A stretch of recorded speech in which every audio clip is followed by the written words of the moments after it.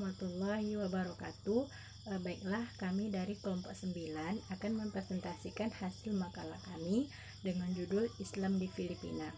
Pertama itu ada tradisi dan kebudayaan Filipina. Selama berabad-abad lamanya, Islam telah mendarah daging bagi masyarakat Muslim Filipina. Bukti terikatnya Islam dan masyarakat Filipina itu asimilasi Islam dan budaya di setempat. Di antaranya pernikahan, khitanan, makanan, cara berpakaian, dan lain sebagainya. Pertama itu dalam tradisi pernikahan Muslim di Filipina, melangsungkan pernikahan seperti masyarakat pada umumnya. Pria moro misalnya harus memilih wanita yang berasal dari status sama dengan keluarganya. Terus hadiah dari pengantin untuk keluarga wanita adalah bagian penting dari sebuah pernikahan. Ini dimaksudkan untuk memberi kompensasi kepada keluarga mempelai atas hilangnya anggota keluarga mereka dengan mengganti biaya perawatan, pendidikan sebelum mempelai wanita itu menikah. Kedua ada tradisi khitanan. Umat Islam di Filipina itu biasanya menyelenggarakan upacara adat bagi pria yang beranjak dewasa. Upacara ini disebut sebagai pak Islam. Khitanan itu dilakukan oleh imam atau tokoh agama di wilayah dan diiringi doa dan selawat. Tak hanya pak Islam, di Filipina juga mengenal upacara pak tamat, yang mana pak tamat itu merupakan upacara yang dilakukan sebagai tanda anak laki-laki yang telah khatam Al-Quran. Selanjutnya ada cara berpakaian. Pakaian tradisional yang paling menonjol adalah kain tenun yang besar dan berwarna-warni yang melilit tubuh. Salah satu cara umum wanita yang memakainya adalah sekitar pinggang dengan lipatannya menutupi lengan kiri, sedangkan yang laki-laki itu membungkusnya di pinggang seperti rok. Selanjutnya sejarah masuk dan perkembangan Islam di Filipina. Islam masuk ke Filipina awalnya ke wilayah Filipina Selatan, khususnya Kepulauan Sulu dan Mindanao pada tahun 1380. Orang pertama yang perkenalkan Islam ke Sulu adalah Tuan Masaika, yang diduga telah sampai di Sulu pada abad ke-13. Keturunannya kemudian menjadi inti komunitas Muslim di Sulu. Berikutnya yang menyebarkan Islam di Sulu adalah ulama Arab yang bernama Karimul Mahdum pada paruh kedua abad ke-14. Ia diterima dengan baik oleh komunitas Muslim bangsa. Aktivitas keagamaan yang digerakkannya memperkuat pertumbuhan komunitas Islam yang dibentuk oleh pendahulunya, yaitu Tuan Masaika. Pada awal abad ke-15, penyebar Islam lainnya datang ke Sulu, yaitu Raja Baginda. Menurut catatan sejarah, Raja Baginda adalah seorang pangeran dari Minangkabau. Menurut cerita, ketika ia baru tiba di Kepulauan Sulu, masyarakat setempat pun bermaksud mengharamkan kapalnya. Namun sikap mereka secara dramatis berubah ketika mereka tahu bahwa Raja Baginda itu seorang Muslim. Di sini menjadi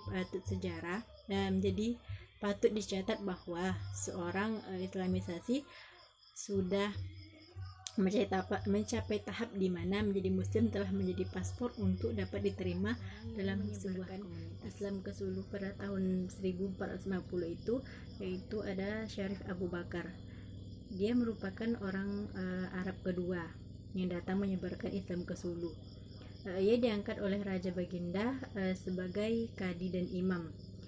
Syarif Abu Bakar itu memperkuat kekuasaan politik dengan memperkenalkan sistem politik kesultanan, di mana ia sendiri bertindak selaku sultan pertama di kesultanan itu.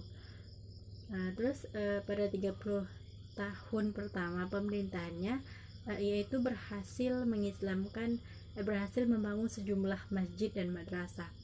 Dan dia juga berhasil mengislamkan orang Brunei, yaitu satu suku masyarakat pegunungan di Sulu. Baiklah, pembahasan selanjutnya yaitu tentang sejarah kerajaan besar Islam di Filipina.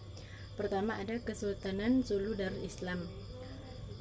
Sulu adalah pemerintahan Muslim yang pernah suatu masa dahulu menguasai Laut Sulu di Filipina Selatan. Kesultanan Sulu ini didirikan pada tahun 1450. Negeri ini telah meluaskan perbatasannya itu dari Mindanao hingga bagian timur dan negeri Sabah. Kesultanan Sulu ini pernah berada di bawah pengaruh Kekaisaran Brunei sebelum memperoleh kemerdekaannya sendiri pada tahun 1578. Pada tahun 1380, seorang ulama keturunan Arab itu Karib al-Makdum memperkenalkan Islam di Kepulauan Sulu.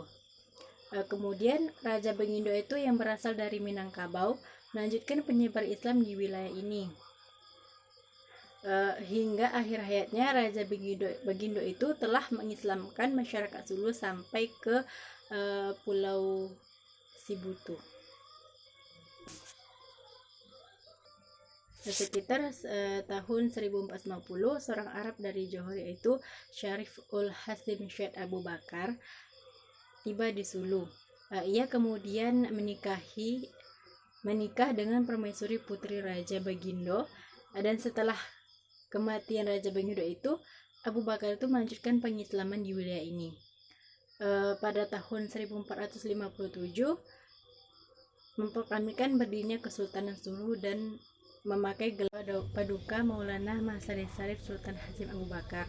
Gelar Paduka itu adalah gelar setempat yang berarti tuan, sedangkan Masari itu bermaksud yang dipertuan. Pada tahun 1703, Kesultanan Brunei itu menganugerahkan bagian timur Sabah kepada Sulu atas bantuan mereka menumpas pemberontakan di Brunei. Selanjutnya ada Kerajaan Manila. Kerajaan Manila atau dikenal dengan Kota Seludong merupakan gabungan beberapa kerajaan Islam yang pernah menguasai kawasan Manila di Filipina. Pada abad ke-16, kawasan Manila itu dipimpin oleh Raja Sulaiman, Raja Taklakandula, dan Raja Matando. Pada waktu itu, Manila adalah negeri yang menganut agama Islam paling utara di Nusantara dan menjalin hubungan dengan Sultan Brunei, Kesultanan Sulu, dan Kesultanan Ternate.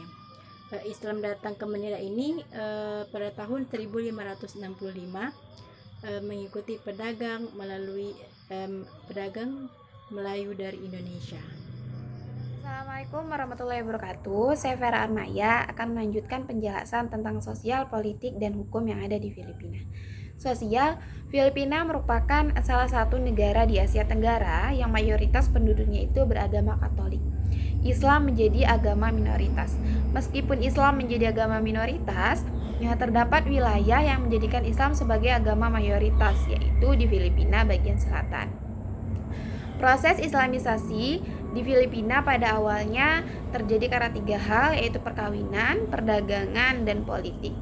Diterimanya Islam oleh orang-orang Mindanao, Sulu, Milan, dan sepanjang pesisir pantai Filipina tidak terlepas dari ajaran Islam yang dibawa oleh para pedagang yang dapat mengakomodasi dengan tradisi lokal. Kemudian umat Islam di Filipina disebut sebagai bangsa murung. Politik Filipina berbentuk sistem presidensial, di mana presiden dipilih melalui pemilu presiden Filipina dan legislatif dipilih terpisah melalui pemilih legislatif Filipina. Eksekutif dipimpin oleh presiden dan yang berperan sebagai kepala pemerintah dan kepala negara bersama dengan Dewan Menteri. Hukum. Sistem hukum Filipina saat ini berbentuk terdiri dari kehakiman yang terintegrasi. Sidang pengadilan paling bawah terdiri dari sidang pengadilan metropolitan, sidang pengadilan kota, dan sidang pengadilan sirkuit. Problematika Islam di Filipina. Sejak masuknya orang-orang Spanyol ke Filipina, penduduk pribumi telah mencium adanya maksud lain di balik ekspedisi ilmiah dari Ferdinand de Magellan. menaklukkan wilayah utara dengan mudah tanpa perlawanan berarti, tetapi tidak demikian dengan wilayah bagian selatan. Mereka justru menemukan penduduk wilayah bagian selatan melakukan perlawanan yang sangat gigih, berani, dan pantang menyerah. Tentara kolonial Spanyol harus berusaha mati-matian menempuh jarak kilometer demi kilometer untuk mencapai Mindanao Sulu. Meskipun gagal menaklukkan Mindanao dan Sulu, Spanyol tetap menganggap bahwa kedua wilayah itu menjadi wilayah teritorialnya. Kemudian Spanyol menjual Filipina kepada Amerika Serikat melalui Traktat Paris. Kemudian Amerika Serikat datang ke Filipina dengan menampilkan diri sebagai seorang sahabat yang baik yang dapat dipercaya. Ini dibuktikan dengan ditandatanganinya Traktat Batas 2 Agustus 1898 Masehi yang menjanjikan kebebasan beragama, kebebasan mengungkapkan pendapat, serta kebebasan mendapatkan pendidikan bagi bangsa Moro. Namun traktat tersebut dianggap sebagai hanya sebuah taktik agar orang-orang Islam tidak memberontak. Kebijakan Amerika Serikat di Mindanao dan Sulu bergeser kepada sikap campur tangan langsung oleh penjajah terbuka. Setahun kemudian, pada 1903 Masehi, Mindanao dan Sulu disatukan menjadi suatu provinsi yang disebut Provinsi Moroland dengan alasan untuk memberadabkan rakyat Mindanao dan Sulu. Kedatangan bangsa Eropa tak bisa dihindari melalui konflik budaya, kekuasaan, ekonomi, dan kepentingan-kepentingan lainnya, membuat Mindanao panas. Pada akhirnya muncul persoalan multi kompleks. Golongan Islam merasa bahwa mereka adalah pewarisah Mindanao dan daerah-daerah yang pernah dikuasai Islam. Sementara itu para migran yang umumnya beragama lain mayoritas telah merasa secara sah pula mendiaminya. Muncul pula kecurigaan bahwa pemerintah terlalu berpihak sebelah. Orang Moro yang kemudian yang kebanyakan hidup bertani tak percaya kepada pemerintah Filipina. Mereka lebih percaya kepada datuk yang menjadi pimpinan lokal. Jadi segala macam undang-undang dan hukum yang dikeluarkan pemerintah cenderung diabaikan oleh mereka. Perkembangan Filipina hingga sampai sekarang. Filipina adalah negara yang sangat maju di benua Asia Tenggara setelah Perang Dunia Kedua. Namun setelah itu telah tertinggal di belakang negara-negara lain. Dampak pertumbuhan ekonomi yang lemah, penyitaan kekayaan yang dilakukan oleh pemerintah, korupsi yang luas, dan pengaruh-pengaruh neokolonial. Meskipun begitu, saat ini Filipina mengalami pertumbuhan ekonomi yang moderat, yang banyak disumbangkan oleh pengiriman uang oleh pekerja-pekerja Filipina di luar negeri dan sektor teknologi informasi yang sedang bertumbuh pesat. Filipina seringkali dianggap sebagai satu negara di benua Asia di mana pengaruh hukum, budaya, istiadat barat berasa sangat kuat. Warahmatullahi wabarakatuh. Saya Sumasa Fitri akan melanjutkan presentasi yang dibaca oleh Vera, yaitu sistem pemerintah Filipina. Filipina merupakan negara republik demokrasi yang berbentuk kesatuan yang terdiri dari 76 provinsi. Sistem pemerintah Filipina adalah presidensial. Filipina merupakan negara kolonial Barat yang mendapat kebebasannya kembali pada tanggal 4 Juli 1946. Setelah dijajah Spanyol selama 3 abad dan dimiliki oleh Amerika Serikat selama 50 tahun, dan negara ini dilatih dalam pemerintahan sendiri oleh Amerika Serikat. Pemerintahan Filipina di bawah Konstitusi 1987, Presiden adalah kepala negara sekaligus kepala pemerintahan yang dipilih untuk jangka waktu 6 tahun.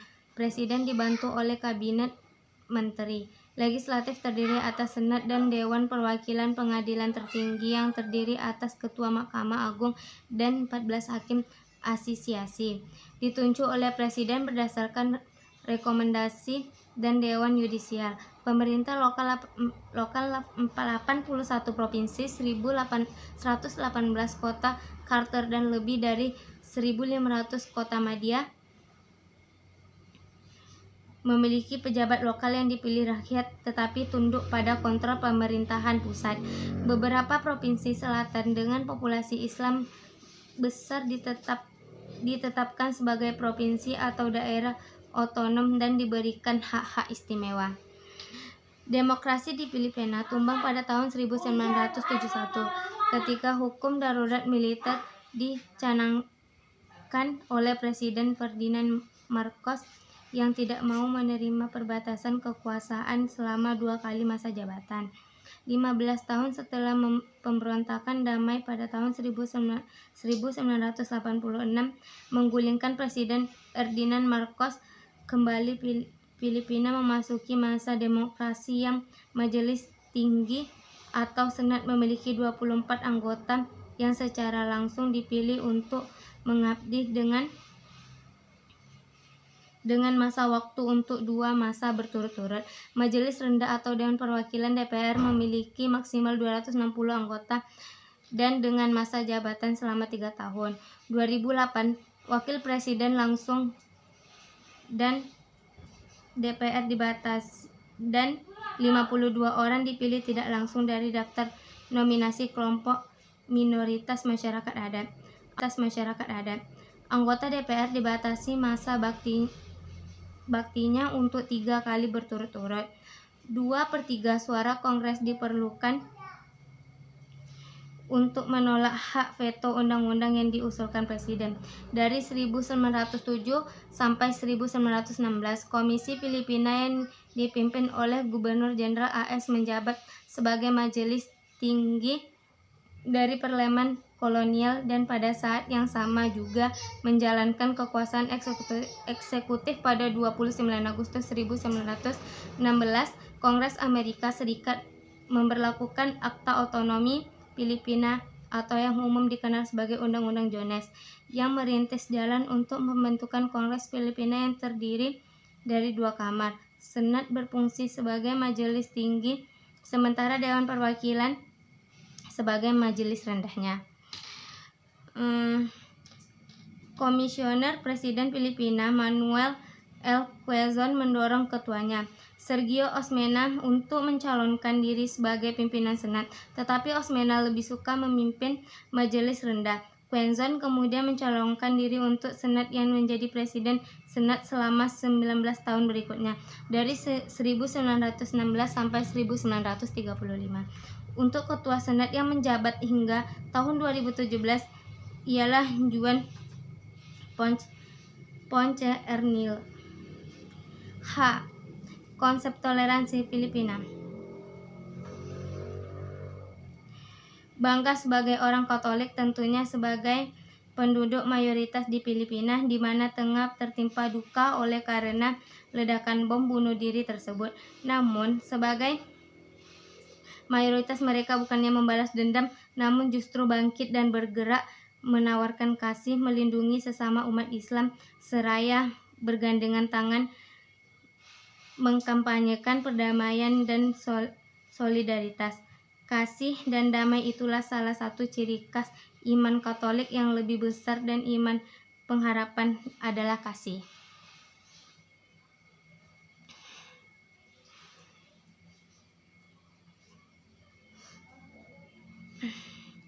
Kebesaran kasih diperlihatkan oleh umat Katolik, denominasi gereja lainnya bersama umat Muslim Filipina sebagai penerjemahan imam dalam gerakan solidaritas untuk perdamaian dan melawan kekerasan serta terorisme.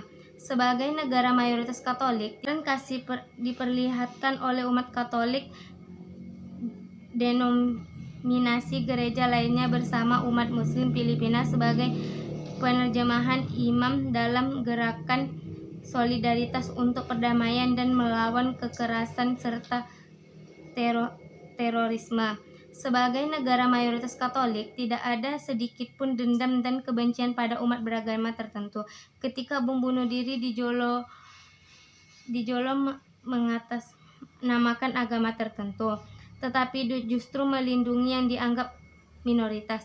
Toleransi di Filipina sangat luar biasa karena yang mayoritas sedang berduka, namun menjadi pionir dan pelindung bagi sesama insan manusia dalam mengempanyekan keadilan dan perdamaian serta bersama melawan segala bentuk kekerasan.